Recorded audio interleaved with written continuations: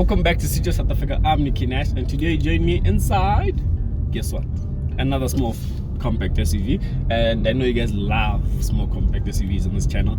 And today you join me inside the Nissan Magnite Acenta Plus, meaning this is the top of the range. So I have the automatic CVT gearbox, the 1 liter turbocharged engine, produces 74 kilowatts and 160 newton meters of torque. So we'll get to the power figures and how it delivers in a bit, but now let's just talk about the car itself. So this car basically, it's a small compact SUV for a first time buyer. This is something you'd look at, but if you're a first time buyer and you don't want the usual stuff like the Fiestas, the Polos, the i20s, you name it, you want something that's a bit higher, you go for something called the small compact SUV, and this is it.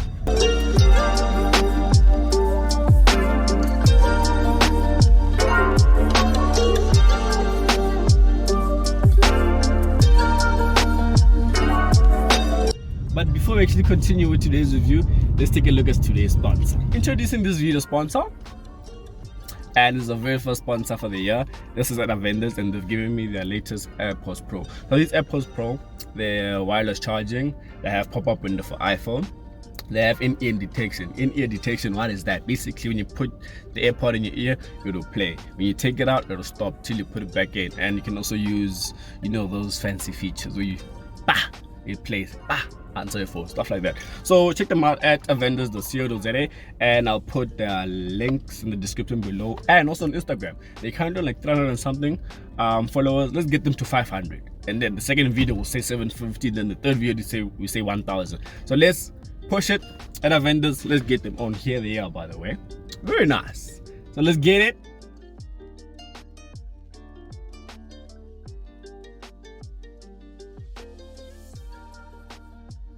So the Nissan Magnite, how is it? Let's speak about the looks first, and we're gonna speak about the practicality, and then we're gonna move on to the drive. Exactly. So now let's speak about the looks of the car. Do I like the looks of the car? The car looks very beautiful. That I won't lie. The car looks very beautiful. I like, in this day and age, guys, all cars should come with LEDs. And as you can see, I'm smiling. Why? Because this car comes with LEDs. This car has LED headlamps. It has LED daytime running lights. It has LED indicators. So you indicate right LED, indicate left LED, hazard LED. So I like that about the car.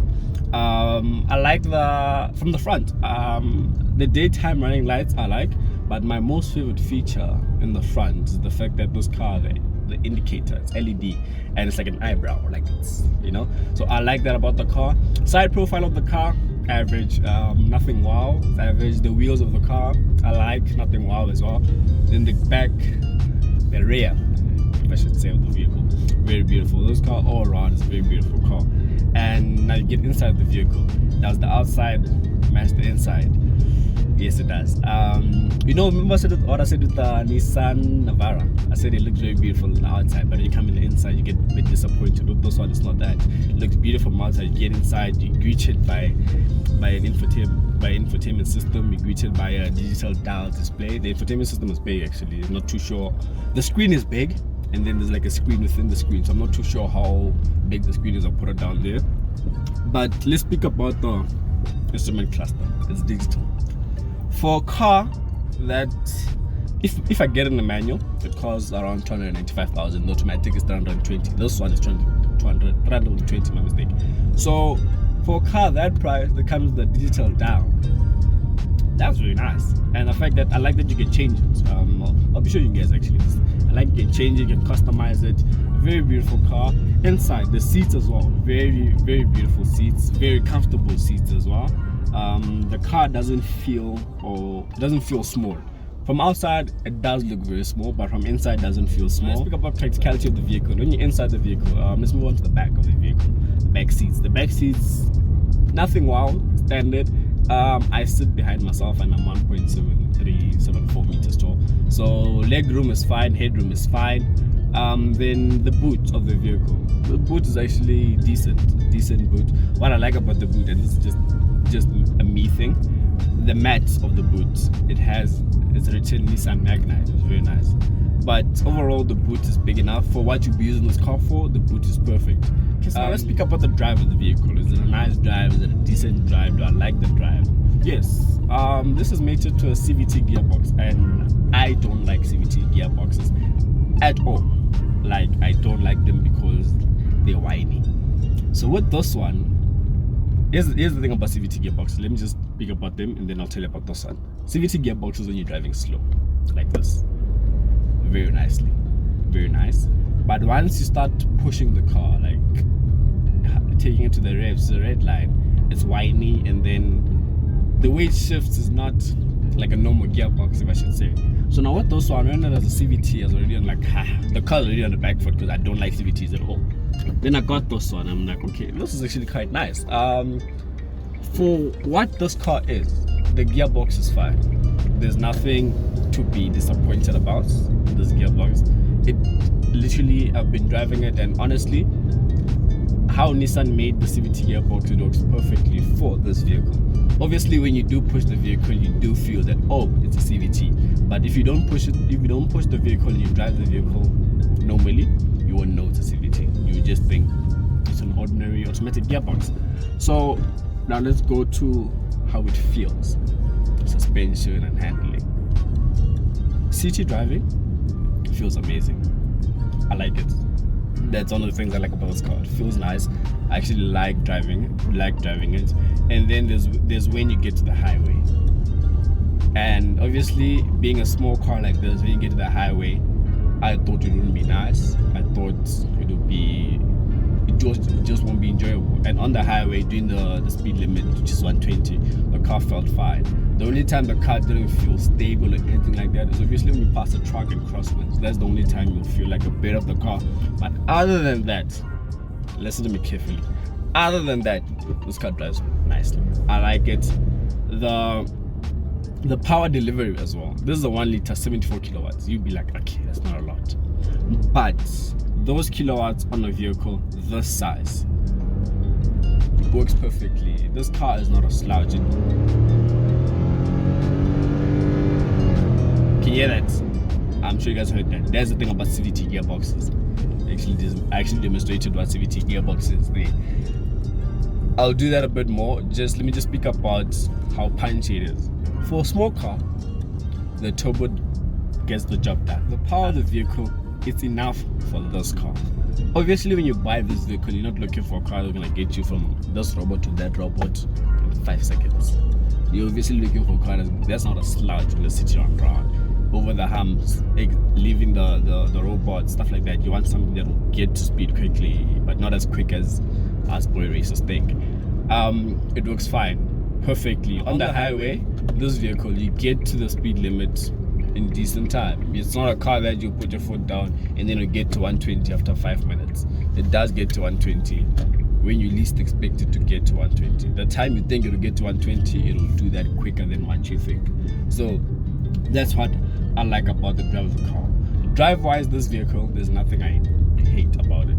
There's only one thing that I noticed, but it doesn't happen all the time. It happens when the car's in gear 2 and I'm like pulling away from like slow traffic, it does jerk a bit. Like it does go it does jerk a bit. That's the only thing I don't like. This vehicle has a sport button. I like where the sport button is for some odd reason. It's by the gearbox itself, like by the gear lever, not gearbox, let me say, by the gear lever itself. That's where the sport button is. Now, is the sport button efficient? No, it's very useless. That button, it's a useless button. The only thing it does is, let's say I'm doing 100 and I'm just cruising and I press the sport button, it will drop a gear and then hold the rev. But in terms of power, does the car feel more punchy and stuff like that? No. So literally the sport, I've never used it, and that button, right, it doesn't say sport, so you don't know if that is a sport button. How I found out, I was in a drive-through and I was bored because it was a long line, and then I looked at the gear knob and then I saw that it has a minus on it, a minus button. I pressed the minus button and then in front of me it changed to sport, and I'm like, oh okay, let me try it once I leave the drive-through. And that's when I noticed that the sport button doesn't give you any power difference. It's just the whole gearbox thing, it holds the gear longer, stuff like that. But other than that, there's no need for a sport button in this vehicle. So let's speak about 3 things I don't like and 3 things I do like. And There's actually things I don't like in this vehicle. A lot, if you should say. So now you know how we do it this side. You always start with the what? With the bad. And my number one, I noticed it immediately when I got into the car. The handbrake. The handbrake doesn't go down. You put the handbrake down, but it's still looking up. I don't like that. That's one. Number two that I don't like about the vehicle, it has to be, you know, when you switch off the car, the doors are supposed to unlock, right? This one doesn't do that. You switch off the car doors stay locked. I don't like that because now I have to go and press the unlock button for the doors to unlock. That's two I don't like. And adding on number two that I don't like is on the door, it still has this pop-up lever, or I don't know what to call it, this pop-up thing where I can like literally lift it up and then the door will open. I'll show you guys another play video for this. I don't like that. That's number two, with two things that I don't like. The third thing that I don't like about this vehicle is the cruise control. The vehicle's cruise control is on the side of the vehicle. It's nowhere on the steering wheel. You can't activate it on the steering wheel. Although there is where you set the vehicle's cruise control on the steering wheel, but to activate it, it's not on the steering wheel. So it took me, I think, 3 days to find the cruise control in this vehicle. I knew it had cruise control. I googled it. It doesn't give me what I was giving. It doesn't give me what I was wanting, honestly. And then I looked on the side and then I saw there cruise control. And yeah, that's number three that I don't like about the vehicle. It doesn't make sense. Why is the cruise control not on the steering wheel? One. That's number three that I don't like. Now on to the good things I like about the vehicle. This is very simple. One, I like the look of the car front and back. I like that. Two, about the vehicle that I like is the drive of the vehicle. The vehicle drives very nicely. For what it is, this vehicle is it's enough for what it is. I like it. It's a very nice, small, compact SUV. I like it. And the third thing I like about the vehicle is the thought process that went into making this vehicle, in terms of the amount of work that was done in the interior. I know this car, the infotainment system, the nice big screen, the digital instrument cluster, the wireless charging. It has wireless charging, by the way. I think this is the only one that has wireless charging in this range. It has wireless charging. I like that as well. There's like the thought process into the interior of this vehicle, was even the seats.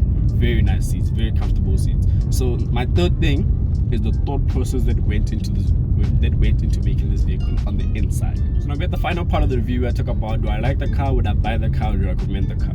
Do I like the car? It's a yes and a no. I'll tell you why. Would I buy the car? No, I wouldn't buy it. Would I recommend the car? Yes. Now here's the thing. Do I like the car? I said yes or no. I like the outside of the car. The inside of the car, there's too many things I dislike about the car for me to actually say I fully like the car. But the drive of the vehicle is sufficient enough to a point where I can't say I fully dislike the vehicle. I do like it, but at the same time I don't like it. So it's a yes and a no. And would I buy the vehicle? No. Plain reason why I don't buy this vehicle is because in this segment there are better vehicles than this one. And would I recommend the vehicle to someone? Yes, I would recommend the vehicle.